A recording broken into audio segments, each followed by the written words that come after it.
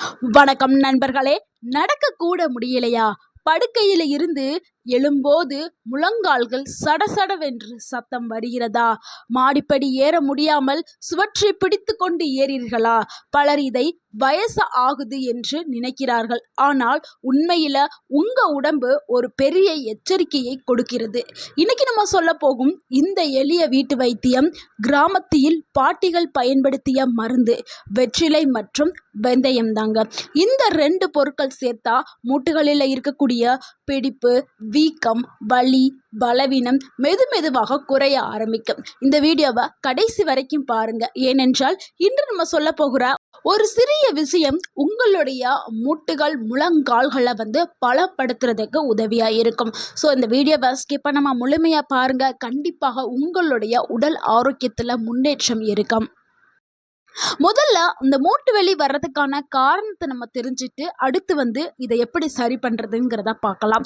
இப்போலாம் 35 வயசுலேயே பலருக்கும் முழங்கால் வலி வருகிறது. 35-40 வயசை எட்டினவங்களுக்கு முழங்கால் வலி வருகிறது. அப்போல்லாம் 70, 80 இப்படி தான் வலிகள் வரும். அதுவும் எல்லாருக்கும் வருவதில்லை. ஆனால் இப்போ 35-40களில் எல்லாருக்குமே வலி வந்து விடுது. ஏன் தெரியுமா? உடற்பயிற்சியே இல்லாத ஒரு நிலைமை. ஏன்னா உலகம் ஃபுல்லாமே மிஷின்ஸ் டெக்னாலஜி டெவலப் ஆக நம்ம உடலுக்கு உடற்பயிற்சி கொடுக்கறதே இல்லை. எல்லாமே மிஷின்லேயே எல்லா வேலைகளுமே செய்யுது. ஸோ உடற்பயிற்சி இல்லாத ஒரு நிலை, அதிக உடல் எடை, கால்சியம் குறைபாடு, சத்தான உணவுகளை யாருமே சாப்பிட்றதில்ல. அதனால கால்சியம் குறைபாடு, விட்டமின் டி குறைபாடு, அதிக நேரமாக உட்கார்ந்து இருப்பது. ஸோ சிலர் அவங்களுடைய வேலை காரணமாக உட்கார்ந்தே வேலை செய்வாங்க. சிலர் வீட்டில் சும்மா உட்கார்ந்துருப்பாங்க.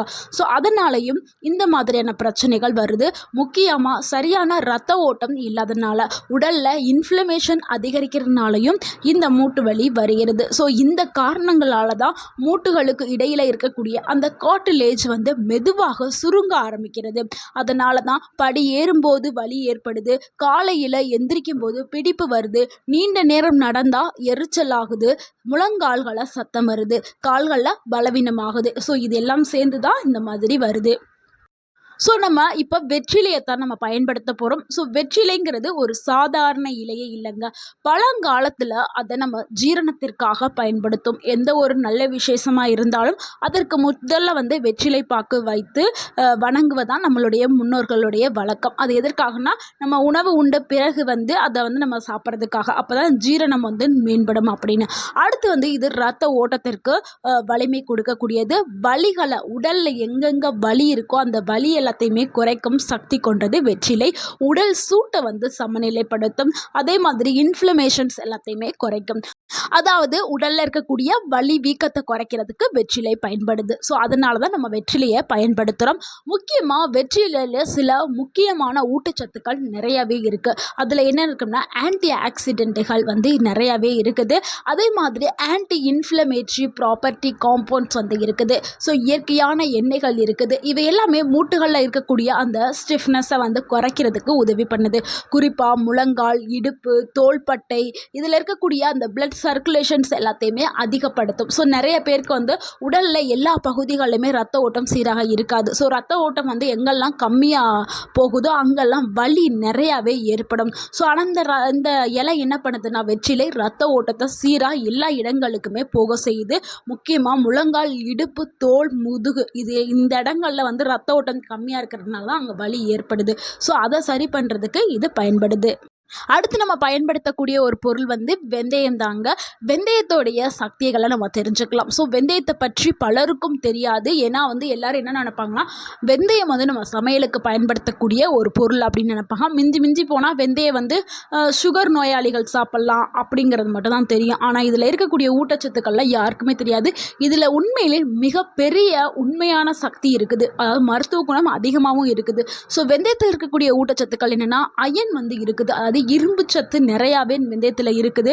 மெக்னீஷியம் சொல்லக்கூடிய சத்து இருக்குது, புரோட்டீன்ஸ் இருக்குது, ஆன்டி இன்ஃப்ளமேட்டரி நியூட்ரிஷன்ஸ் எல்லாமே இருக்குது. இது இருக்கிறதுனால இது நம்ம உடலுக்குள்ளே இருக்கக்கூடிய வீக்கத்தை குறைக்கிறதுக்கு பயன்படுது. ஸோ நம்ம உடலில் எங்கேயாவது வலி வீக்கம் இருந்துச்சுன்னா ஆட்டோமேட்டிக்காக நம்ம வெந்தயத்தை பயன்படுத்தும் பொழுது அந்த வீக்கம் வலி எல்லாமே குறைஞ்சிரும்.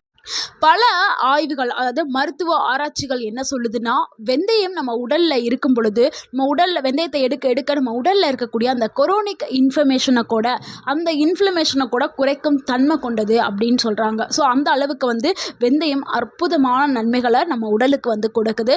அதனால தான் மூட்டு வலி, காலையில் ஏற்படக்கூடிய அந்த மூட்டுகளில் ஏற்படக்கூடிய பிடிப்பு, அப்புறம் கால்களில் ஏற்படக்கூடிய எரிச்சல், இது எல்லாமே குறையறதுக்கு உதவி பண்ணுது.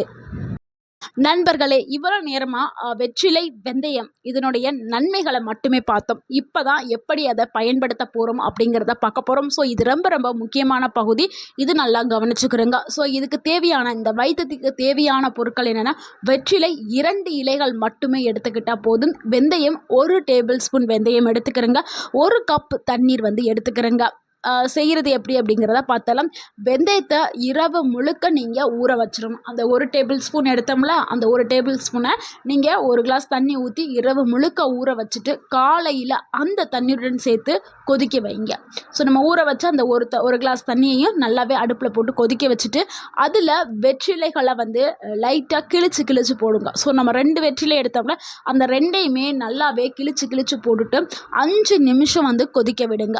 5 நிமிஷம் கொதிச்சதுக்கு அப்புறம் அதை அழகாக வடிகட்டிட்டு நீங்கள் வெதுப்பாகவே குடிக்க ஆரம்பிச்சிடும். அதாவது உங்களுடைய நாக்கு பொறுக்கிற அளவுக்கு நீங்கள் டீ காஃபி குடிப்பீங்களா, அந்த மாதிரி வெதுப்பாகவே குடிக்க ஆரம்பிச்சிருங்க. எப்போ அதை குடிக்கணும்னா, காலையில் வெறும் வயிற்றில் நீங்கள் குடிக்கணும்.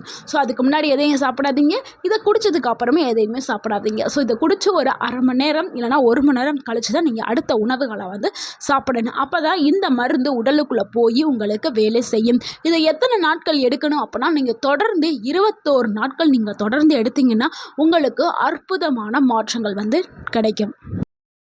ஸோ இந்த மாதிரி நீங்கள் செய்யலாம். இல்லை உங்களுக்கு உடனடியாக ஒரு நிவாரணம் எனக்கு வேணும், ஸோ 21 நாட்களில் என்னால் வெயிட் பண்ண முடியாது அப்படின்னு இருக்கிறவங்களுக்கு வெளிப்புற பயன்பாடாக எப்படி பயன்படுத்தலாம் அப்படிங்கிறத பார்க்கலாம். ஸோ நம்ம இப்போ வந்து நம்ம உள்ளார உடம்புக்கு உள்ளே வந்து இதை செஞ்சு நம்ம குடிக்கிறோம். இனிமேல் வந்து வெளிப்புறத்தில் வந்து இதை அப்ளை பண்ணுற மாதிரி. ஸோ அதுக்கு எனக்கு தேவையான பொருட்கள் என்ன, வெற்றிலை எடுத்துக்கிறேங்க, நல்லெண்ணெய் எடுத்துக்கிறேங்க. இதை எப்படி பயன்படுத்தணும்னா, வெற்றிலையை வந்து நீங்கள் சூடு செய்யணும்.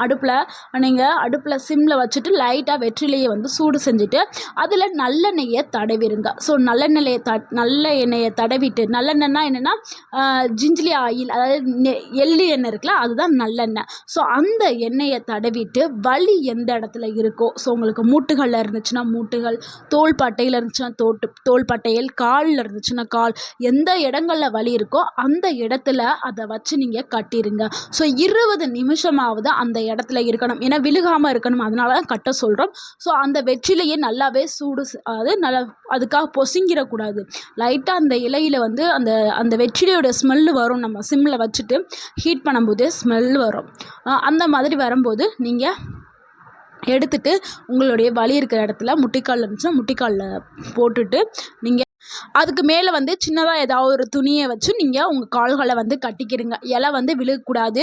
அப்போ தான் வந்து அந்த இலை மேலே உள்ள எண்ணெயும் உங்கள் காலுக்கு உள்ளே போகும், அந்த இலையில் உள்ள ஊட்டச்சத்தும் உங்கள் காலுக்குள்ளே போகும். அதனால தான். ஸோ இந்த மாதிரி நீங்கள் செய்யும் பொழுது உங்கள் கால்களில் இருக்கக்கூடிய அந்த ஸ்டிஃப்னஸ் எல்லாமே குறைய ஆரம்பிச்சிடும். அடுத்து உடலில் வந்து ரத்த ஓட்டம் சீராக இயங்க ஆரம்பிக்கும். அடுத்து அது எங்கெங்கே வீக்கம், அந்த இதெல்லாம் வலியெல்லாம் இருந்துச்சோ அதெல்லாமே சூப்பராக குறைய ஆரம்பிச்சிடும். அடுத்து மக்கள் செய்கிற சில தவறுகள் கண்டிப்பாக நீங்கள் தவிர்க்கணும். அது என்ன தவறுகள்னால், முக்கியமாக மூட்டு வலி இருக்கிறவங்க கண்டிப்பாக இதை தவிர்க்கணும். நீண்ட நேரமாக உட்கார்ந்தே இருக்காதீங்க. ஸோ உட்கார்ந்து இருக்கிறத கண்டிப்பாக தவிர்க்கணும். அட்லீஸ்ட்டாக ஒரு மணி நேரத்துக்கு இடையிலையாவது நீங்கள் எந்திரிச்சிட்டு அதுக்கப்புறம் கூட உட்காருங்க. அந்த மாதிரி பண்ணுங்கள். அடுத்து குளிர்ந்த சாஃப்ட் ட்ரிங்க்ஸ், அது கடைகளில் விற்கப்படும்ல ஆர்டிஃபிஷியல் கூல்ட்ரிங்க்ஸ், அந்த கூல்ட்ரிங்க்ஸ் எல்லாம் வந்து குடிக்கிறத தவிருங்க.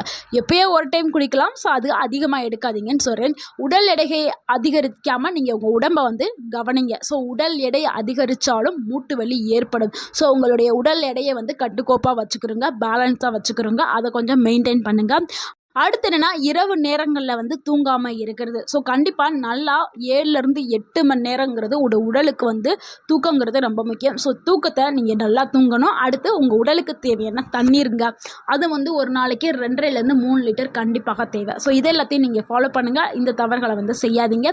அடுத்து சாப்பிடக்கூடிய உணவுகள், அதாவது நல்ல உணவுகளாக எடுத்துக்கணும். முக்கியமாக வந்து கால்சியம் நிறைந்த உணவுகள் ரொம்ப ரொம்ப முக்கியம். அப்போ தான் உங்களுடைய எலும்புகள் வந்து ஆரோக்கியமாக இருக்கும். அதுக்கு என்ன உணவுகள் சாப்பிடணும்னா கால்சியம் ரிச்சாக இருக்கக்கூடிய உணவுகள் என்னென்னா முருங்கைக்கீரை, எள்ளு, பாதாம், சுண்டல், நாட்டு முட்டை, வெந்தயம், பூண்டு இது எல்லாமே வந்து உங்கள் உடலுக்கு டபுள் மடங்கு நல்லாவே ஒரு ஸ்ட்ரென்த்தை கொடுக்கக்கூடிய ஒரு உணவுகள். ஸோ இந்த உணவுகள் எல்லாத்தையுமே நீங்கள் கண்டிப்பாக எடுத்துக்கிறணும். இதுக்கு ஒரு ரியல் லைஃப் ஸ்டோரி இருக்குது. ஒரு 68 வயசு உள்ள ஒரு தாத்தா முழங்கால் வலியால் நடக்க முடியாமல் இருந்தார்.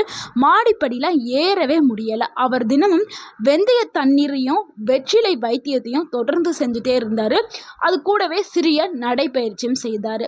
ஆனால் இதை தொடர்ந்து சில வாரங்கள் செய்த போது இப்போ நான் வலி இல்லாமல் நடக்கிறேன் அப்படின்னு மகிழ்ச்சியோடு சொன்னார். ஸோ நீங்களும் அந்த மாதிரி நீங்கள் மகிழ்ச்சியோடு சொல்லணும்னா நம்ம சொன்ன டிப்ஸ் எல்லாத்தையுமே ஃபாலோ பண்ணுங்கள். கண்டிப்பாக உங்களுக்கும் இந்த வலியில் இருந்து மீண்டு வரலாம். ஸோ இந்த வீடியோ உங்களுக்கு பிடிச்சிருந்துச்சுன்னா இந்த வீடியோவுக்கு ஒரு லைக் பண்ணுங்கள். இந்த வீடியோவை உங்களுடைய ஃப்ரெண்ட்ஸ் அண்ட் ஃபேமிலிக்கு ஷேர் பண்ணுங்கள். மறக்காமல் நம்ம சேனலை சப்ஸ்கிரைப் பண்ணுங்கள், சப்போர்ட் பண்ணுங்கள், கமெண்ட் பண்ணுங்கள்.